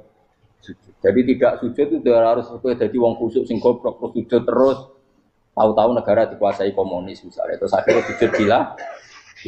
Termasuk menciptakan satu suasana Islami di negara ini juga berarti menciptakan keberlangsungan sujud. Karena dengan suasana Islami berarti sujud tidak dilarang, bahkan dianjurkan dan sebagainya.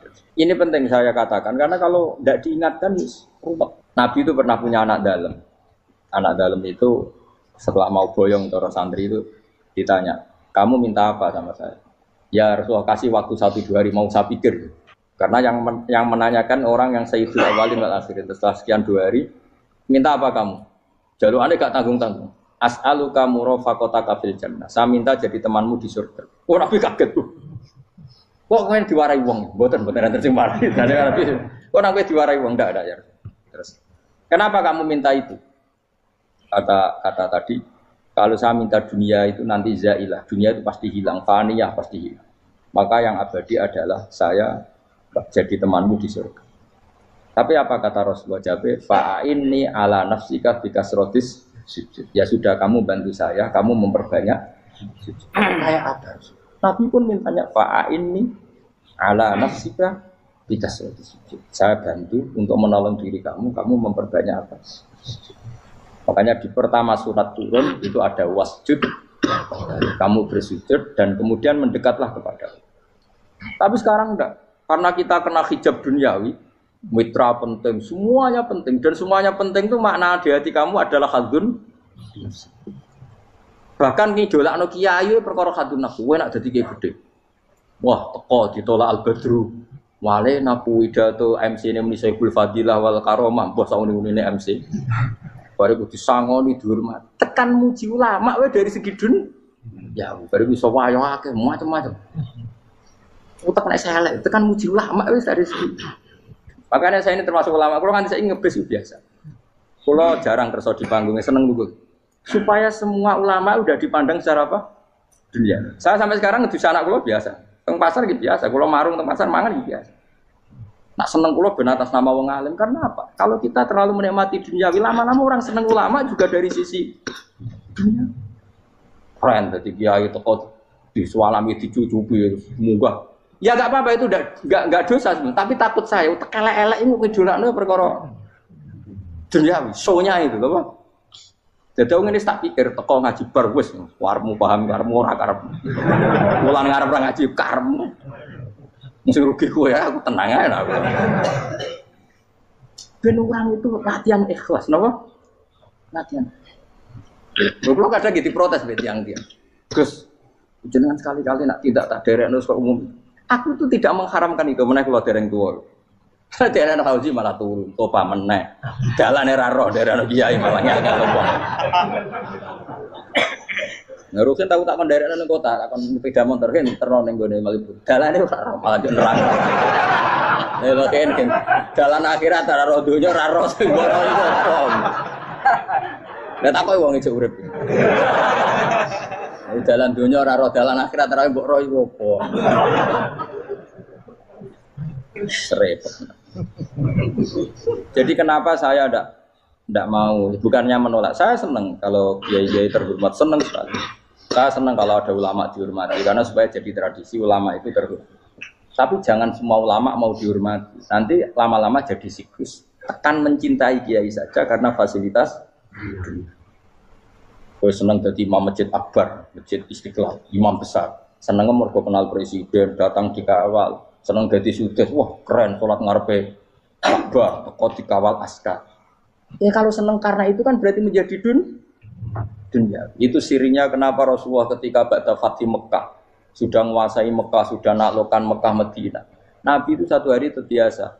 Mau sarapan saja kadang nggak ada yang dimakan. Tanya ya Aisyah, apa saya bisa sarapan? Enggak ya Rasulullah. Ya sudah saya tak puasa. Supaya tetap terkontrol bahwa umatnya mencintai beliau bukan karena kebesaran. Itu Rasul. Itu setelah periode Mekah loh, jangan kira itu periode Medina. Apa? Itu periode apa? Medina loh. Periode yang setelah Nabi punya segala. Tapi Nabi tetap seperti itu.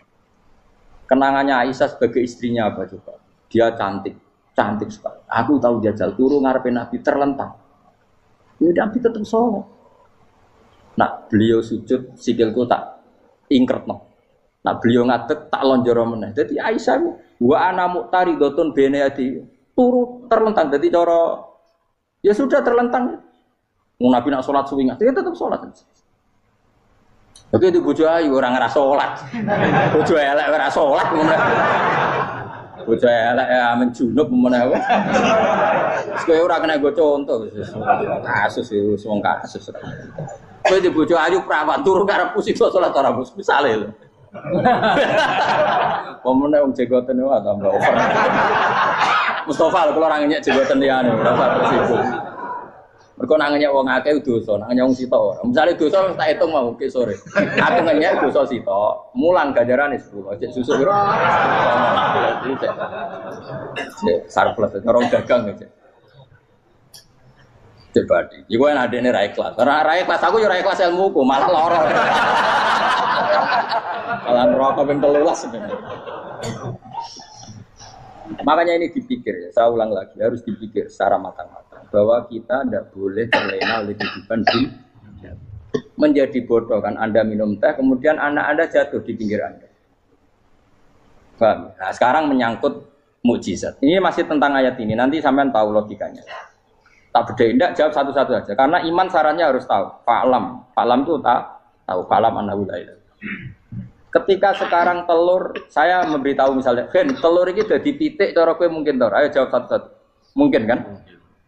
Tapi pertanyaannya, saat telur menjadi pitik kemudian mungkin, dan ayam ini bisa terbang, bisa selingkuh, bisa punya anak turun, itu menjadi mungkin itu kan kamu pun tidak ikut menciptakan. Ikut gak kamu menciptakan telur menjadi ayam? Tidak kan?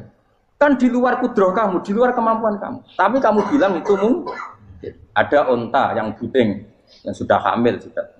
Kamu bilang nanti onta ini mau punya anak dan anaknya nanti bisa jalan seperti induknya. Kamu katakan apa? Mungkin. Tapi saat Anda katakan mungkin, Anda ikut menciptakan enggak? Enggak kan? Tetap itu kudrohnya Allah. Tetap itu. Maka para nabi itu tidak tahu bedanya antara onta yang keluar dari indukannya dan keluar dari batu. Itu syaratnya jadi nabi, syaratnya jadi wali. Nah, saya kira orang nabi. Makanya Nabi Soleh ditakoki, bukti nak kudrohe pangeran ubi. Lah kamu minta apa kata Nabi Soleh? Silahkan ada unta keluar dari batu itu. Nabi Soleh bisa. Dia tenan terus unta keluar dari batu. Terus kaumnya gawok. Wah kok hebat tenan unta metu kok batu. Jadi Nabi Soleh, ya padha karo unta lahir kok indukane. Bedane apa? Yo beda. Lah bedane apa? Metu kok watu kok ya ora melok gawe. Metu kok indukane ya kowe ora melok gawe. Bedane apa? Tapi utakmu kena hijab, kamu niku ono bedane. Cara nabi-nabi ora roh bedane. Lah kula termasuk warasatul anbiya ya ora roh bedane cara. Waras utek kula niku waras. Lho lha yo misale kowe cara iman seperti itu yakin dadi wali. Wes amatir-amatir lah wali swasta lah. Pokoknya sudah siap. Jadi manusia itu lucu, sesuatu yang dia pun tidak bisa. Iku sok bedakno. Kalau telur menjadi ayam mungkin. Sapi keluar dari indukan mungkin. Biji padi menjadi padi besar mungkin. Tapi nak watu kok jadi biji padi mukhal. Loh saat yang dikatakan mungkin-mungkin itu apakah manusia ikut memberi? Tidak kan? Ikut menciptakan? Harusnya kan tetap bilang, yo aku menyaksikan itu karena ada kekuatan X yang menciptakan itu. Harusnya dia kalau mau konsisten kan, saya tidak bisa menciptakan telur jadi ayam, tapi ada kekuatan lain yang menciptakan. Dan saya tidak bisa. Jadi telur keluar dari ayam ya kita tidak bisa menciptakan. Sapi keluar dari indukan ya kita tidak bisa menciptakan. Termasuk untanya Nabi Soleh yang keluar dari batu besar kita. Makanya semua Nabi itu tidak tahu bedanya. Itu bedanya Nabi dengan enggak Nabi. Makanya Nabi itu tenang ya, masyhur. Ketika perang Khandaq, Nabi itu kelaparan. Kemudian Jabir datang, ya Rasulullah, istri saya menyiapkan makanan untuk orang 6. Karena kambingnya hanya kecil. Maka hanya orang 6 saja yang kau boleh datang ke situ. Tapi Rasulullah dengan santainya, ya ahlal Khandaq. Padahal yang ngeduk Khandaq itu sekitar 3.000, ya ahlal Khandaq. Halumu ilayya yuk ke Jabir. Karena Jabir sona atau aman, bikin makanan untuk kalian. Itu 3.000 orang. Wah Jabir dimaki-maki sama, sudah bilang untuk orang 6 Nabi, ya apa-apaan orang banyak. Itu mesti tidak cukup, kita mana. Nabi santai. Bilang ke istri kamu, Jabir jangan buka makanan itu kecuali. Ya, pakai Nabi matur untuk pengiran. Gusti ini cukupkan untuk orang banyak. Sama Allah di ACC ya terus cukup. Karena bagi Nabi, Nabi tahu betul. Sekarang ketika beras menjadi beras, apa dalam kudroh kamu? Dalam kemampuan kamu? Enggak kan? Ketika sistem tubuh kita makan kemudian jadi kenyang, apa dalam kemampuan kamu? Kue muni mangan maknane sego bolebokno mulut, terus kue darani punya kemampuan makan. Apa setelah itu kamu mengendalikan sistem saraf kita, sistem urat kita? Enggak kan? Jadi Nabi itu ora bedane, justru itu jadi Nabi. Karena dia enggak pernah terjebak, Nabi enggak pernah terjebak oleh yang pilih. Makanya cara pangeran wa ma min dabatin fil ardi wala ta'iri yatiru bi janahihi illa umamun amsalukum. Ketika orang kafir minta bukti kudrohe Allah iku apa? Kanjeng Nabi didono manuk. Lah manuk terbang bukti kudrohe Allah. Ya biasa mat manuk terbang, wis suwe nak manuk terbang. Bukti kudrohe ning ndi? Iku tekek wis emper. Lha bukti kudrohe ya kowe ora iso gawe kan? Tapi maksudnya wong kafir bukti kudrohe pangeran ku gawe unta kok watu. Lah bedane apa? Mau hale unta kok watu ambek kok indukane? Bedane apa jajan? Wong ibuke unta ya ngrasa gawe. Apa ibu unta bisa menciptakan anak unta? Kan tidak bisa juga. Pun kalau terang guys, kalau sekali-kali nerang masalah awal itu suar. Awal itu suar itu sing masyhur itu alif lam mim ya, awal napa? Baqarah. Terus napa malih? Alif lam ra. Terus alif lam mim ra, terus Yasin, Toha, Ain, Sin, Qaf, Hamim, Kaf, Ya, Ain, Sod, terus Nun, Qaf, ya sekitarnya. Ada banyak perdebatan ulama yang menurut saya sebagian itu harus kita benarkan. Meskipun sebagian itu ya hanya akal-akalan, tapi sebagian saya percaya ya.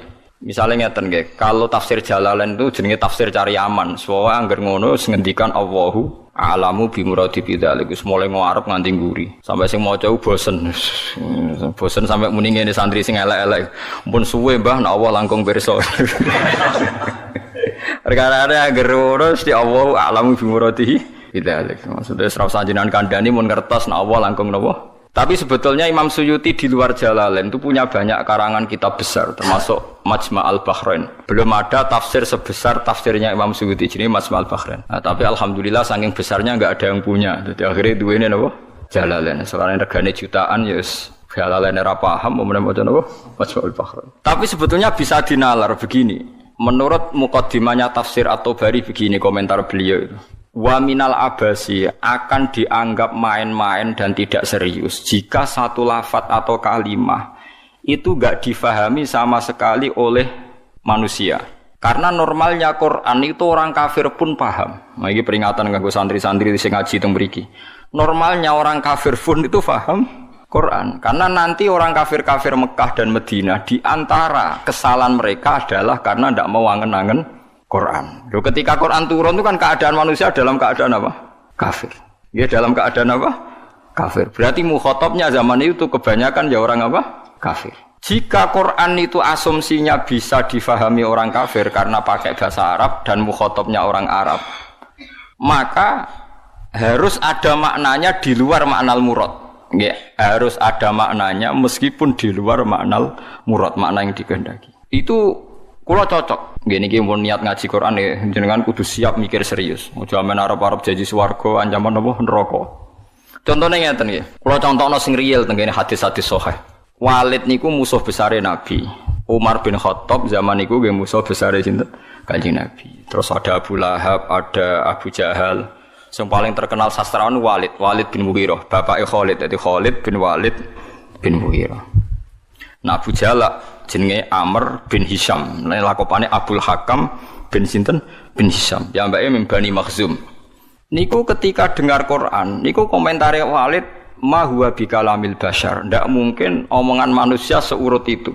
Sehingga Walid ketika disewa para penggede Quraisy untuk mendiskreditkan Quran dan menandingi apa yang dibawa Muhammad berupa Quran, Walid setelah mendengarkan Rasulullah dan dia tetap tidak iman tapi tetap komentar ma huwa bikalamil bashar, bahwa Quran itu tidak mungkin omongan Allah manusia atau karangan manusia. Sampai jadi asbabun nuzul innahu fakkar wa qaddar faqutila kaifa qaddar summa qutila kaifa qaddar summa nazar napa summa nazar. Kemudian Walid itu berpikir enake ngomentari Quran iku apa ya summa nazar.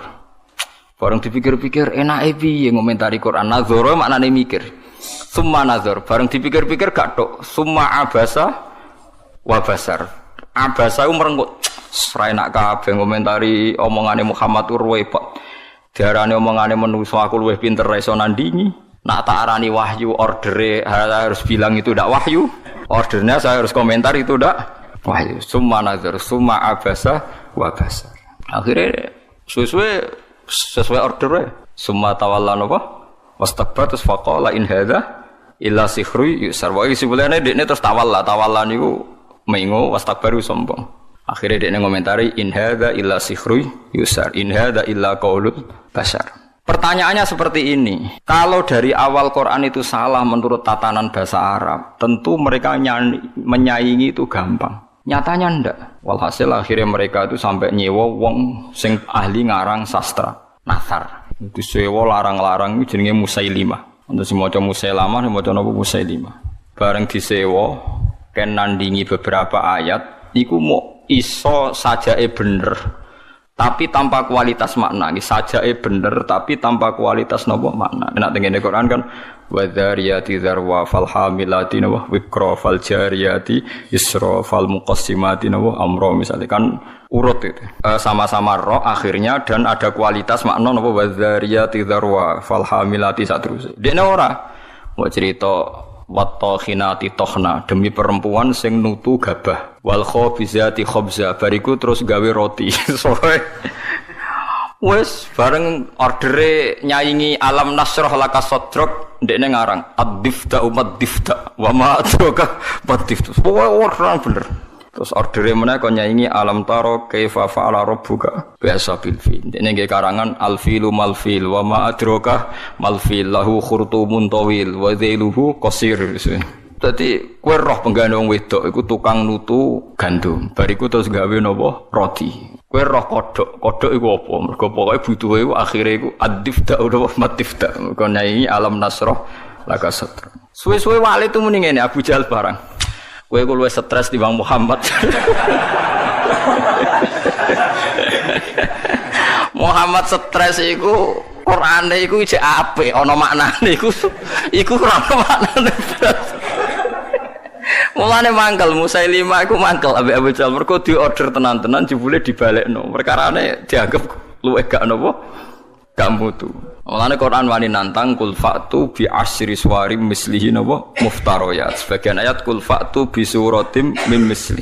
Nak sak surat ra iso ya 10 wae bi asyri suwarim mislihi muftariyatin. Nak dhewean ra iso ora apa-apa wad'u manis tatatum min dunillah. Nak ra iso dhewean ya ngajak bola. Mane kiai ku kudu kuat Kang. Kiai ape disantet kok wedi. Adate nabi ku wani nantang. Mane wong kiai kok disantet wedi urung pati napa? Kiai. Pomane cek ndonga wedi niku ora pati kiai. Wis biasa mawon nek disantet nak mandi ya mandi, nak ora ya wis anggap ae nak mandi bebasno kok utang nak ber. Oh repot. Kulo riyen anyaran kiai sering dilengno kiai-kiai Gus biasane kiai pertama dijajal Gus disantet. Lah terus piye? Kedah maca ngeten-ngeten. Moh sini-sini wong. Ben ana bedane aku gawa Quran mbek ora dadi aku ora tau ndonga tolak napa santet. Padha-padha pangeran mata ini aduk dukun santai lha apa matene aku. Nah, sehingga kata Imam Tobari ada beberapa riwayat dari Ibnu Abbas. Kira-kira begini, misalnya tosin atau hamim atau apa saja. Kira-kira begini kalau dalam dialek. Bahwa Quran ini terdiri dari bahasa Arab. Misalnya abatasa atau ABCD. Jadi kalau kita mau memberi penjelasan sama masyarakat atau sama murid, biasanya kan cerita, kalian harus menguasai huruf-huruf ini. Misalnya ABC. ABC itu kata-kata yang mewakili semua jumlah huruf A, B, C, D, E dan sebagainya. Begitu juga kalau kita bilang mau ngajari anak-anak huruf hijaiyah, kita akan bilang kamu sebelum bisa baca Quran harus menguasai abatasa. Misalnya kalau dalam orang Quran, kamu sebelum menguasai tajwid jazariyah atau tajwid apa-apa, kamu harus menguasai babi bubab apa? Babi bubab baban. Terus kok yang ngono-ngono iku. Ya kira-kira seperti itu gambarannya itu. Jadi satu sandi, 1-2 huruf disebut untuk mewakili sekian majmu', sekian sekumpulan huruf. Paham sih kalau maksudnya? Jadi seperti itu, tidak mungkin terus sama sekali bebas makna. Tapi tidak ada makna al-murad, artinya tidak ada makna al-murad terus tosin itu to iku piye, sin piye terus dadi dukun haikal ditulis. Lah iku dukun Kang, ampun ngoten niku pun. Paham sih kalau maksudnya? Artinya secara lughat itu iso dinalar. Kalau kita mau belajar huruf hijaiyah, kita akan bilang belajar abatasa saja. Kalau belajar tajwid misalnya kamu harus belajar babi bubab, tati tutat dan sebagainya. Kira-kira seperti itu. Karena Allah Ta'ala itu mengkritik orang kafir karena tidak mau angen-angen maknane Quran. Lagi sing tamparan bagi kita. Lah kalau sampean tanya apa orang kafir bisa paham Quran Gus? Sangat bisa. Kita punya cerita banyak orang kafir yang masuk Islam karena dibacakan Quran. Sing masyhur itu Umar. Sinten? Umar. Umar itu ketemu ning dalan mau membunuh Nabi Muhammad. Ketemu kancane dinyek lha apa mateni Muhammad. Dulurem dhewe saiki katut Muhammad diparani. Adike kandung diparani pas sampai Khobab bin Arad beberapa sahabat Maca Quran ya Toha ma anzalna 'alaikal Qur'ana litasqa. Kon baleni Mbak Umar, coba itu diulang. Bareng diulang Umar sadar, ma huwa bi kalamil basar. Ini pasti ndak kalamil basar, ini ndak iman deh nih. Karena faham ma anzalna padahal dia masih napa? Masih kafir. Lah sing lucu Walid. Walid itu gento Kang bapak Khalid. Mulane Khalid wis dadi panglima perang lah ya rondo. Wong anake sinten? Walid. Khalid bin Walid bin Mughirah niku nakalipol. Nakalipol niku Quran niku ngendikan Dzarni wa man khalaqtu wahida wa ja'altu lahu malam mamduda wa banina syuda. Mboten niku lho sing ayat setunggale. Wala tuti kullahallafim mahin hammazim masya'im binamim mannail lil khairi mu'tadin asim utullim ba'da dzalika zanim. Iku wonten songo lho mboten. Pokoke jare tafsir-tafsir songo tapi urung tak hitung. Songo nek mboten songo pitu jare. Wala tuti kullahallafim mahin hammazim masya'im binamim manna'il lil khairi mu'tadin asim utullim ba'da dzalika zanim. Angkana dah. Pokoke songo nggih. Muhammad kowe aja anut wong sing tukang sumpah. Halaf itu tukang sumpah. Kullah halafin mahinin sing orang itu hina. Kullah halafin mahin hammazim masya. Hammaz itu tukang melecehkan orang lain. Masyain yang sering berjalan dengan membawa adu-adu. Woe tukang fitnah. Masyaim binamim. Manna'il lil khairi, tukang menghalang-halangi kebaikan. Mu'tadin terus meliwati batas. Athimin banyak. Anjen Quran itu hebat tenan. Wong nyifati wong ora usah awaluha wa akhiru. Nak cara fikih ngarang kitab kan al awal asani asalis arabi atau awaluha asaniha. Kalau Quran turut wala tuti kullahallafim mahin hammazim masyaim binamim manna'il lil khairi mu'tadin asim utullim ba'da dzalika zanim. Lepas zanim tersinggung Walid. Miso-miso dene. Parani mboke diparani, mbok iku ibu. Bu, Muhammad tuh nyifati aku songo itu bener kabeh. Aku yo paham. Pancen aku iki wong kurang ajar. Aku iku tukang sumpah, tukang kurang ajar, tukang adu-adu. Bener kabeh. Kecuali sitok. Yaiku Muhammad nyifati aku iku zanim, tukang ngaku-ngaku nasab.